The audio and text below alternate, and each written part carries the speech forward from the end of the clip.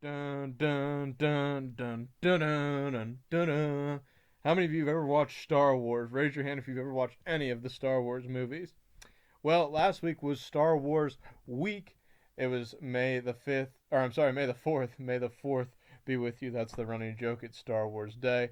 Some people call it Star Wars Week. But Star Wars, the last ones are about something called the Rebel Alliance versus what's called the Galactic Empire. It's the Empire versus the Rebel Alliance. And talking about an empire, we've been talking about the Roman Empire. We've been talking about the Roman Republic to the Empire. It's kind of like Star Wars. They went from a republic to an empire in Star Wars as well, but we're in the Roman Empire now. Just like the Galactic had an empire in Star Wars, we've been talking about the Roman Empire. We're out of the Republic, and this week we're going to continue talking about the Roman Empire and tie up some loose ends, finish out, and finish strong. So make sure you have something to write with, something to write on as we go through this video in our conversation today. We're going to be talking about Section H, the Rule of Augustus. We've only got two sections left. Today, Section H, the Rule of Augustus. Tomorrow, Section I will finish us up for this unit. But today, we're going to be on Section H, the Rule of Augustus. So again, make sure you have something to write with, something to write on. You're going to want to take notes as you go and watch and follow along. And again, this is Section H, the Rule of Augustus. We were talking about Augustus a little bit last week. We finished the end of the week, or towards the end of the week with him. He was Julius Caesar's relative down in the family tree. He was after Caesar. Caesar was murdered, and remember, he came to power in Rome. One of the first, or the first emperor. Now there, I'm sorry, the first dictator that was the one using his power. There's no more. The best way to put it is there was people like Cincinnatus who were part-time dictators. Remember, they kind of came in for a crisis or an emergency. Julius Caesar came in, but he obviously was murdered, so wasn't there forever. Now Augustus comes in and he's taken full power. There's no more republic anymore.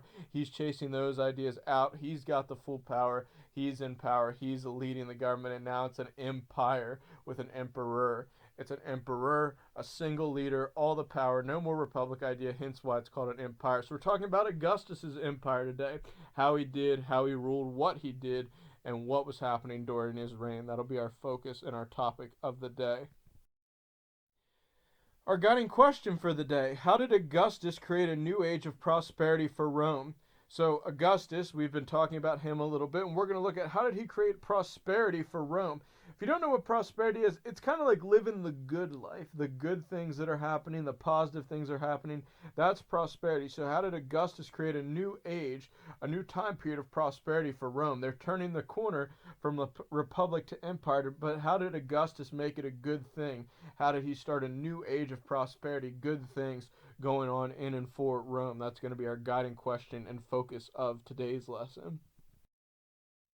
And this is going to be a fresh new era and timeline in Rome. Again, we've been talking a lot about Republic, but you'll start to see as we talk about Augustus now, a lot of things are going to change. Ways they did government, ways they maybe did taxes or military, those things are going to change and switch up from what you're used to. And it's probably going to become more familiar to what you know of Rome. Maybe you've heard in church or other history classes, it's going to become familiar, but it's going to be fresh. As we talk about Augustus and his reign and his era today, it's going to be a new page in the book, like turning to the next chapter. It's kind of like a brand new ball game. It's still Rome, but things are going to be fresh and starting over in a sense. First thing I want you to write down in your notes: Augustus brought an era of peace to Rome called Pax Romana, which lasted nearly 200 years. I'll read that again, and it's up there for you to write down. Augustus brought an era of peace to Rome called Pax Romana, which lasted nearly 200 years. Pax Romana, what is it? Well, we're going to talk about that in just a sec, but Augustus brought this new era of peace to Rome. The Rome that was once in civil war, chaos, wealthy taking advantage of the poor. Augustus is going to calm those things down and bring this era and this time frame of peace to Rome. And it's going to last about 200 years. It's going to be called the Pax Romana. Augustus is going to bring it in, bring this peace and unity to Rome that lasts for, again, a pretty long time, about 200 years. And you can define Pax Romana in your notes.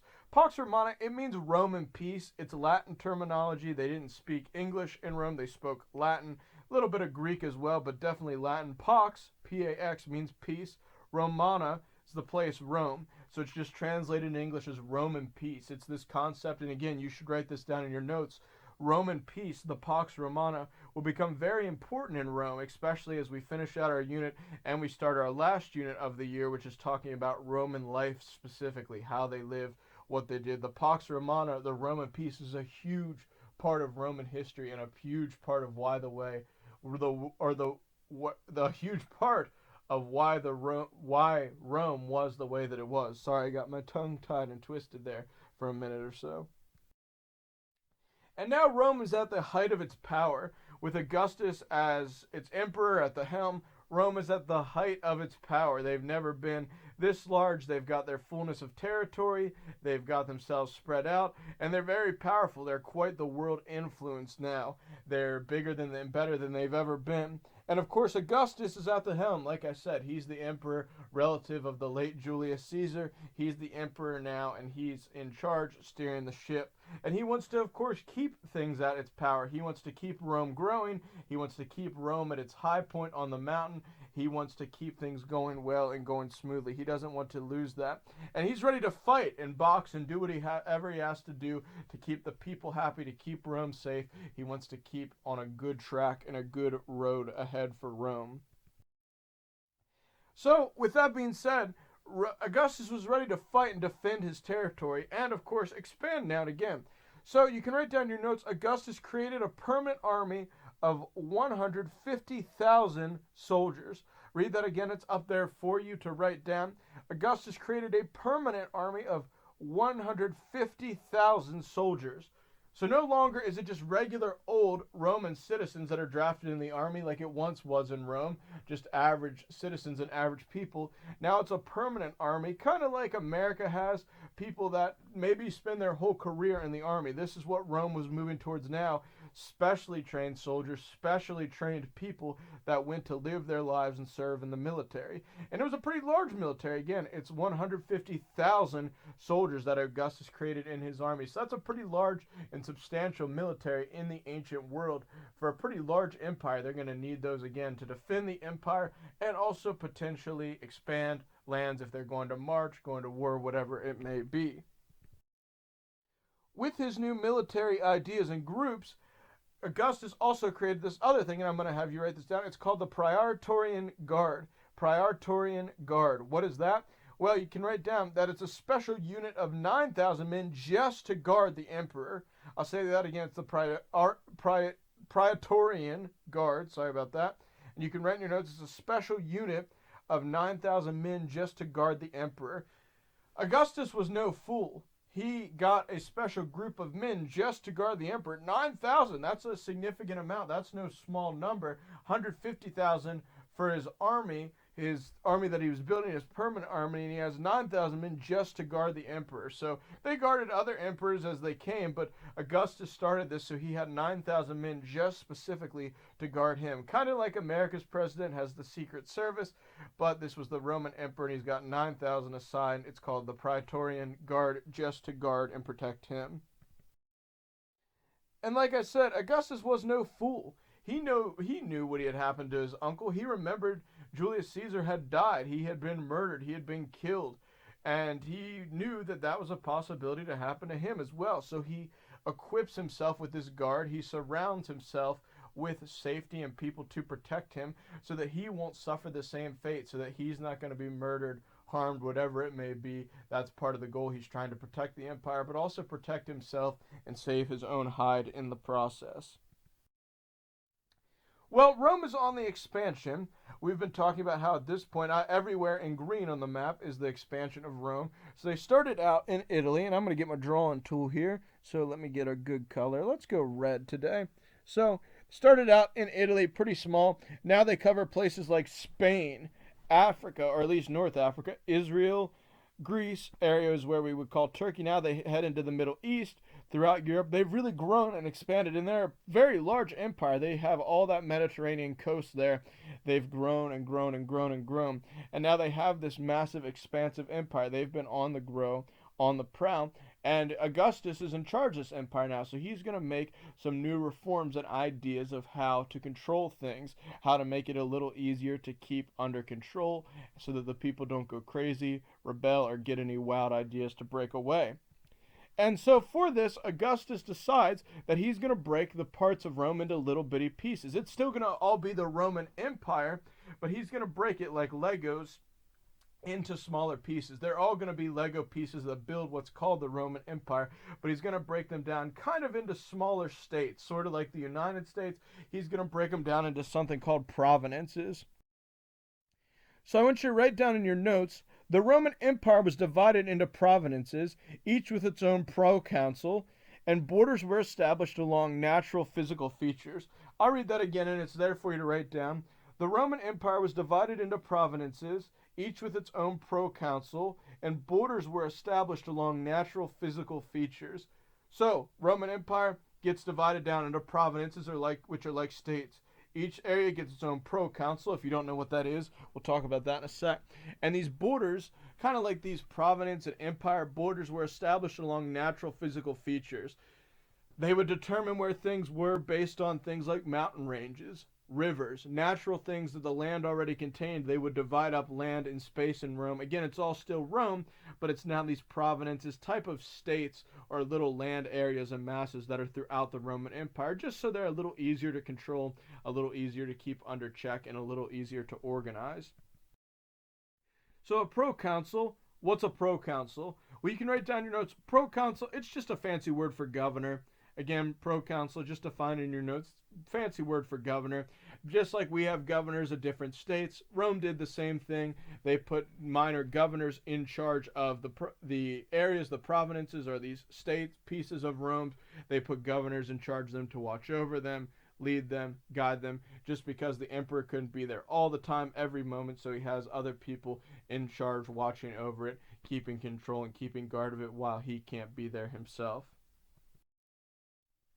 And with this being said, now Augustus is going to move his eyes and fix his eyes on working with and reforming, changing up the government. He's already making some changes. He's dividing up the states, dividing up the provinces. He's putting governors or proconsuls in power, and he's making changes to the government in general. But he's going to do some more things with changing the government, some ways that maybe you might not expect, because we've been talking about governing Rome. But again, it's no longer a republic, it's an empire now, so he's going to make some changes to the government as well. With this, you can write down in your notes that Augustus developed programs to help poor people and reformed Rome's legal system and tax laws. I'll read it again, and it's up there for you. Augustus developed programs to help poor people and reformed Rome's legal system and tax laws. Augustus decides he's going to help the poor. Remember, that's been an issue in Rome. Wealthy people taking advantage of the poor, looking over them, not helping them, actually making things worse. So Augustus is going to help them. He's going to put programs in place to help them. And he's also going to change Rome's legal system and tax laws. He's going to try and update them, make them more either strict, official, more fair and balanced, their legal systems to their laws, but even especially applying to taxes. Taxes specifically are a big area and big thing that he's going to change. So he's going to try and help the poor, change up some laws, especially working with tax laws, changing the government, trying to keep people happy, the empire at peace, but also trying to make the empire run more effectively, come together, and keep on trucking so that Rome survives and Rome sticks around. Now I want to talk about taxes in Rome for a few minutes specifically. I want to focus in on those. Again, Augustus made many changes, but I want to talk about Roman tax, how that worked, what that looked like. I want to take a little sidebar talking about that for just a moment, and you'll see why as we get into it. I want you to write in your notes that tax collectors in Rome could keep some of what they collected from people, though many were dishonest and took advantage of the people. I'll read and say that again. It's up there for you to write down. Tax collectors in Rome could keep some of what they collected from people, though many were dishonest and took advantage of the people. So, how's this work? Well, in America, tax collectors or tax workers, it's like a paid job. They get a salary, or they get paid by the hour to work for a company. The company pays them. In Rome, the tax collector simply could just keep their money, their salary. They could take a little bit from what they collected from the people. So if you went and collected $5 from all your neighbors for tax, you could keep some off of that for your living expenses. You would get to keep some. Problem was, human nature, we're all sinners, so many were dishonest and they took more than what they needed. They would say to the people that the taxes were really high, then they would take more money and keep it for themselves. They would pocket it. They were greedy, they were selfish, and that was a problem. A lot of tax collectors were only looking out for themselves. They were taking advantage of the people, and the people knew that, and they started to get very upset. They didn't like being taken advantage of and losing all their money just so the tax collector could become rich or wealthy. And the reason that I'm taking this sidebar and talking about this is because we see this in the Bible. We see Jesus eating with tax collectors and sinners. Jesus eating with tax collectors and sinners. The Bible really writes about this, and we should be appalled. I mean, the religious leaders of the time were appalled, and we can get shocked when we know Roman history because we're like, wow, Jesus, these tax collectors, they might have been bad people. They were known to take advantage of people, do wrong things. But this is why I'm talking about tax collectors in Rome, because we can even read the Bible in a more efficient way, seeing the Bible story clearly by knowing some Roman history and normally history background in general. We can know, okay, why are the religious leaders upset that Jesus is eating with tax collectors? Well, we know tax collectors were normally dishonest. They took advantage of people, so that's kind of surprising to them. Jesus was eating. Jesus, this righteous, sinless God man, is eating with tax collectors and sinners. And the beauty of it is Jesus knew what he was doing. Just like he hung out with tax collectors and sinners, the worst of that day, he chooses us. He hangs out with us, even though we're wretched. We're stained with sin. We're not good people. We have brokenness and sin and darkness inside of us. He sees past that, and he loves us. He redeems us, just like he does for the worst tax collector that Rome could ever have. So talking about Augustus, he's making all these reforms. He's bringing in taxes. He's changing things with the government. He's changing things with the legal system. But he's still a little concerned. He's just unhappy. He's not sure that the people like him. He's worried they might revolt. He might lose his empire. Rome might crumble under his watch. He's getting unhappy and uncomfortable, and he doesn't like that. He's afraid the people will revolt. He doesn't want that, so he does come up with another solution, something he's going to try to do, especially for the poor, who were a lot of the people in Rome. One of the things that Augustus did, and I want you to write this down in your notes, is that Augustus brought grain from Africa and gave it to the poor, hoping a well-fed population would mean less revolt. I'll read that and say it again, and I want you to write it down. Augustus brought grain from Africa and gave it to the poor, hoping a well-fed population would mean less revolt. Rome has control of North Africa at this point. Augustus, the emperor and ruler of Rome, imports and brings some grain from Africa. If you don't know what grain is, it's basically wheat, what you use to make bread, pretty basic ingredient in a lot of foods. So Augustus brings a bunch of grain to the main parts of the empire and tries to give it to the poor, hoping that if he feeds them, they're homeless, they're hungry, they'll remember that and they won't revolt against him. They'll like him, they'll behave, they'll stay under his rule. We talked about this earlier in Rome, leaders that would try and use bread or free food and cheap food or free entertainment, or cheap food and free entertainment, either way you want to look at it. They would try and use things like entertainment and food to kind of either distract the poor people. This was kind of a distraction on Augustus's part. Again, he was trying to keep the people happy. He didn't want to lose his power, didn't want to lose his empire, so free food, that's a good solution. People like free food, that entices them, keeps them calm and happy.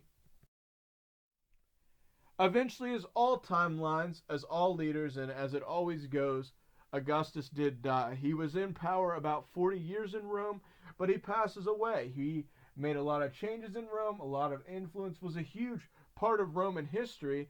And again, as all men and women leaders do, we all have a time where we die. He passed away as well. Again, he got to be in power about 40 years. He passes away. No foul play that's necessarily talked about as was with Julius Caesar.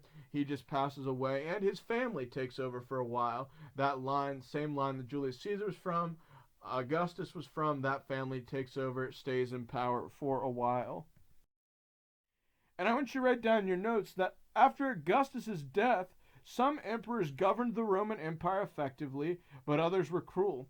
I'll read and say that again. After Augustus's death, some emperors governed the Roman Empire effectively, but others were cruel. Just like a lot of the ancient world empires we've seen, that we get a good leader, or at least a leader that made a lot of changes and did a lot of good for the common people. And then the leaders after them, some are good, they're a hit.